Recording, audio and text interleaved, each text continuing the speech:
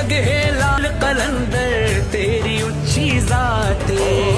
तेरे सगदे सगहा मौला साडी की औकात दुनिया ते जे तई रहना असा चुप करके नहीं बहना दम हैदर हैदर कहना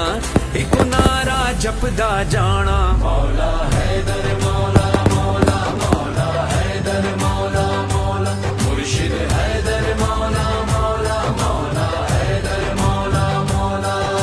पाके तेरे इश्क दी कड़ियां दुनिया तो आजाद हाँ मस्त मस्त कलंदर बनिया अज भी जिंदाबाद हाँ कवे पाक कलंदर सोना मेरे वर्गा होर नहीं होना मैं अली अली विरद पकाउना एक नारा जपदा जाना मौला हैदर